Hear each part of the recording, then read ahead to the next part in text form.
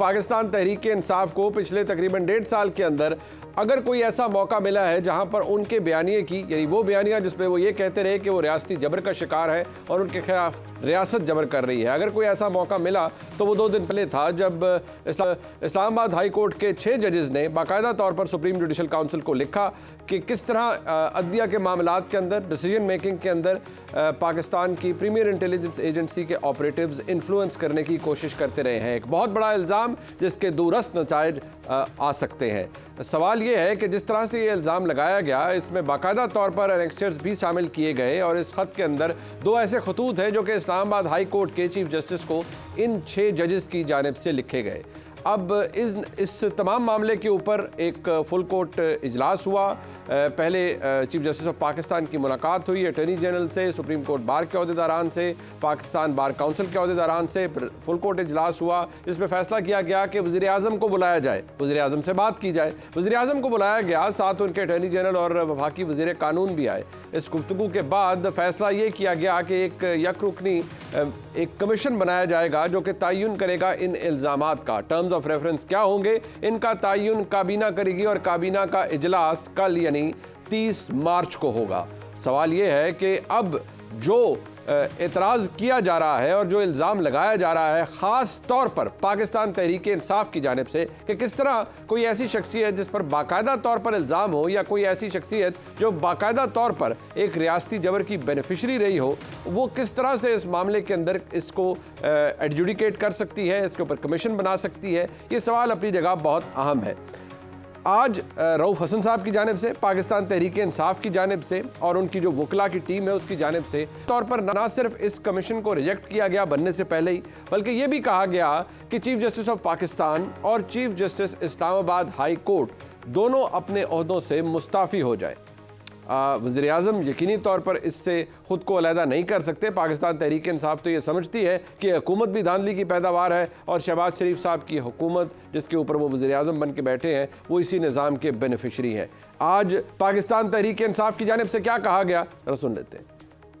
हम इस खत का तमाशा बनते हुए देख रहे हैं। इसमें एक बंदा जो है जिसको कि इंडाइट किया गया है वो जिसका नाम है chief justice of Islamabad high court ने कोई एक्शन नहीं लिया। क्यों नहीं लिया? इसलिए नहीं लिया कि वो कंप्लिसिट था, वो इस मामले में सबसे बड़ा उसकी सुपरविजन में इमरान खान साहब के खिलाफ केसेस प्रोसेस किए गए, उनकी सरबराही में ये तमाम गंद हुआ है। तो कैसे वो जुडिशरी को इंडिपेंडेंट कर सकता? तो दूसरा जो बंदों को जिसको सिंगल आउट किया गया है वो है चीफ जस्टिस ऑफ पाकिस्तान और तीसरा इस वक्त के प्राइम मिनिस्टर है शहबाज शरीफ साहब। तो ये वो लोग हैं जो कि डायरेक्टली और इनडायरेक्टली जिनकी इंडाइटमेंट इस लेटर में की गई है। किसी किस्म की अथॉरिटी इन ऑफिस में, इनके ऑफिस में वेस्ट करना कि ये इंसाफ करेंगे, ये इंसाफ की तौहीन है, ये इंसाफ का कत्ल है। और ये जो तमाशा कल किया गया है 2 दिन फुल कोर्ट बुला के और उसके बाद प्राइम मिनिस्टर साहब से मुलाकात करके जी कि प्राइम मिनिस्टर साहब किसी रिटायर्ड जज की सुपरविजन में एक कमेटी कॉन्स्टिट्यूट करेंगे, एक कमीशन कॉन्स्टिट्यूट करेंगे। क्या एक नामजद मुजरिम, क्या उसको ये राइट है कि वो अपने मुकदमे में खुद ही जज बने? क्या मजाक कर रहे हैं ये लोग बैठे हुए? पीटीआई ने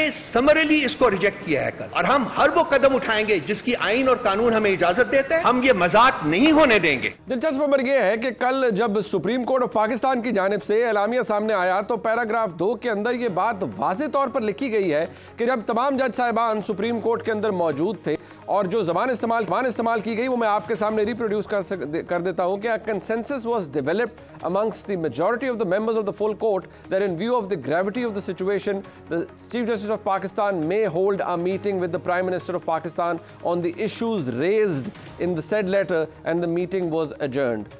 अब सवाल ये पैदा होता है कि जितने भी जज साहिबान सुप्रीम कोर्ट के अंदर मौजूद थे, कहा यह जाता है कि मेजॉरिटी ने यह फैसला किया कि बात की जाए वज़ीर आज़म से।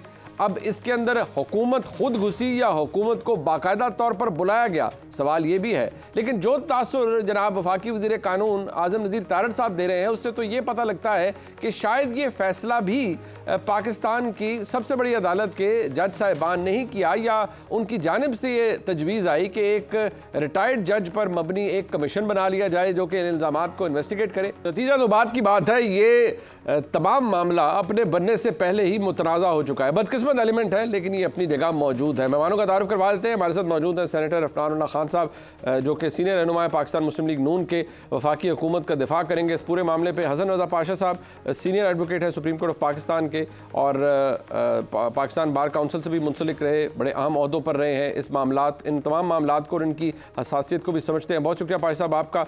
जनाब शहबाज खोसा साहब हमारे साथ मौजूद हैं, सीनियर वकील हैं और एडिशनल सेक्रेटरी हैं सुप्रीम कोर्ट बार एसोसिएशन के। बहुत शुक्रिया खोसा साहब आपका भी। अब खोसा साहब, if I may start with you actually, इसलिए कि सुप्रीम कोर्ट बार का इसके अंदर मौक़िफ़ भी है, कोई भी इसको नहीं करेगा अप्रिशिएट के अदलिया के किरदार के अंदर या अदलिया की वर्किंग के अंदर किसी तरीके से भी एग्जीक्यूटिव ब्रांच का कोई इंटरफेरेंस हो। बट सवाल ये है कि अगर इस एलामिये को पढ़ा जाए तो इसमें तो कहा जाता है कि मेजॉरिटी ऑफ जजेस ने ये फैसला किया कि प्राइम मिनिस्टर से मुलाकात होनी चाहिए चीफ जस्टिस की। अब अगर तहरीक इंसाफ ये कहती है या वकला बाकी ये कहते हैं कि जी ये मामला दुरुस्त नहीं है, ये यक रुकनी कमीशन भी दुरुस्त नहीं है, तो इसमें हुकूमत घुसी नहीं बल्कि हुकूमत को इनवाइट किया गया और ये भी नहीं कहा गया चीफ जस्टिस की जानिब से कि इसको छोड़ दीजिए, हम इसको खुद 184(3) में देख लेते हैं, या हम इसको खुद बुलाने की ज़रूरत ही नहीं थी वज़ीर आज़म को, खुद इसको चीफ जस्टिस को टेकअप करना चाहिए था। अब हुकूमत पर तनकीद इस वक्त आपकी नज़र में जायज़ है या जायज है, कंसिडरिंग कि वो आए और फिर ये नतीजा निकला?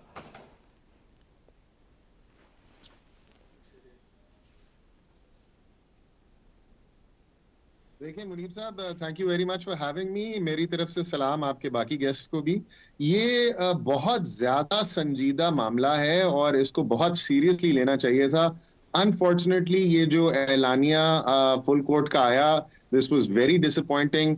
What was even more disappointing was the optics, जो पिक्चर्स नजर आई जहां पर चीफ जस्टिस पाकिस्तान बैठे हुए थे अपने सीनियर जज के साथ और रजिस्ट्रार साहिबा के साथ, with the prime minister and the law minister and the attorney general, जो कि एक्चुअली एग्जीक्यूटिव हेड्स हैं और जो बेनिफिशरी हैं इस सारी शिकायत के।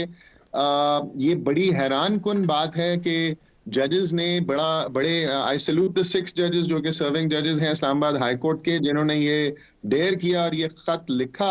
और ये खत सुप्रीम कोर्ट को सिर्फ बावर कराने के लिए लिखा कि क्योंकि आपने ये नोट कर लिया है एक केस में कि इस तरह के प्रेशर्स एग्जर्ट किए जाते हैं, और एक जज जिन्होंने इसके बारे में इंदिया दिया था तो उस वक्त की सुप्रीम जुडिशल काउंसिल ने उनको निकाल दिया था, तो लिहाजा आप हमें इसका वे फॉरवर्ड बताएं। जब ये बात लीक हो गई और सुप्रीम चीफ जस्टिस की नजर में आ गई तो इनको चाहिए था कि all the tools at his disposal, being the head of the judiciary, he should have conducted an inquiry. He should have taken this up suo moto. He should have taken this up under Article 184(3). बहुत संगीन इल्जाम है, ये पिछली हुकूमतों पे भी लगते रहे हैं। मियां नवाज शरीफ की हुकूमत हटाने में भी इसी किस्म के इल्जामात लगे। शौकत सिद्दीकी साहब उस वक्त बोले और उस वक्त क्योंकि कोई कोड ऑफ कॉन्डक्ट नहीं था, इंक्वायरी नहीं की गई, और आपने देखा कि बाद में एक और हुकूमत के साथ भी वही हुआ जो कि उस वक्त नवाज शरीफ साहब के साथ हुआ। तो ये बड़ा सीरियस मामला है, इस पे वकला शौक में है। चीफ जस्टिस साहब को चाहिए था, दिस इज बैड ऑप्टिक्स, इसको दूर रखते। हुदैबिया पेपर मिल्स में इन्होंने इन्हीं शरीफ साहब को फायदा दिया एक केस में, ऐसे केस में जिसमें सुप्रीम कोर्ट के एक बेंच ने कहा कि हुदैबिया पेपर मिल को खोला जाए और शहबाज शरीफ उसमें प्राइम एक्यूज थे, और उसको इन्होंने लिमिटेशन की बेसिस पर बंद कर दिया जबकि एक उसका ऑर्डर था। तो ये लोगों को मौका मिलेगा कि वो तनकीद करेंगे कि चीफ जस्टिस साहब आप बार बार एग्जीक्यूटिव के पास क्यों भाग जाते हैं, सारी दुनिया तो आपके पास आती है। आज तहरीक इंसाफ की जानिब से कहा गया है, आप इंसाफ के कलम हैं। आज कहा गया है कि जी chief justice Islamabad high court और चीफ जस्टिस पाकिस्तान दोनों अपने ओहदों से मुस्ताफ़ी हों। जो रऊफ़ हसन साहब की जुमला था या ज़बान थी about chief justice Islamabad high court, वो बड़ी नामुनासिब थी, उन्होंने टाउट करके उन्हें एड्रेस किया। अब वो एक वफाक के अंदर सबसे बड़ी हाई कोर्ट है इस्लामाबाद के अंदर, उसके चीफ जस्टिस हैं, उनको इस ज़बान से एड्रेस किया गया। क्या आप समझते हैं ये दुरुस्त डिमांड है कि ये मुस्ताफ़ी हो जाएं क्योंकि इन्होंने वज़ीर-ए-आज़म को बुला लिया, क्योंकि इसके ऊपर हुकूमत इंक्वायरी कमीशन बना रही है, इसलिए या आपको लगता है कि ये जो कंडक्ट अपनाया गया चीफ जस्टिस की तरफ से आपके लिए डिसअपॉइंटिंग होगा, वकला बरादरी के लिए हो सकता है, but is it enough to ask for someone resignation के लिए उन्होंने बुला लिया इसलिए हम उनका इस्तीफा चाहते हैं?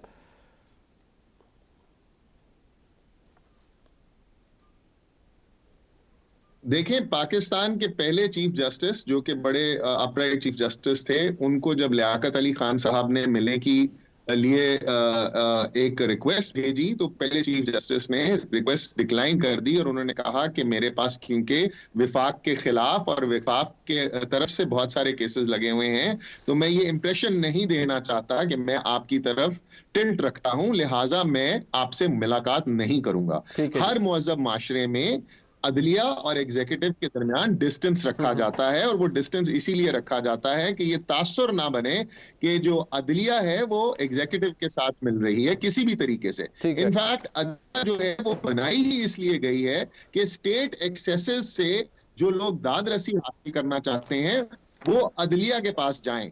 सो ये बहुत एक थोड़ा सा डिफरेंट मैटर था ना इसके अंदर, तो ऐसा तो नहीं था कि इन्फ्लुएंस करने के लिए गए थे वज़ीर-ए-आज़म खुद नहीं, बट इसमें वज़ीर-ए-आज़म खुद तो इन्फ्लुएंस करने के लिए नहीं गए थे। उनको जारी बात है चीफ जस्टिस ने ख्वाहिश जाहिर की कि वज़ीर-ए-आज़म उनसे मिले तभी वज़ीर-ए-आज़म गए थे। ऑब्वियसली वज़ीर-ए-आज़म खुद तो ढेर नहीं कर सकते कोई चीफ जस्टिस के, या इस्लामाबाद में सुप्रीम कोर्ट के अंदर गेट क्रैश कर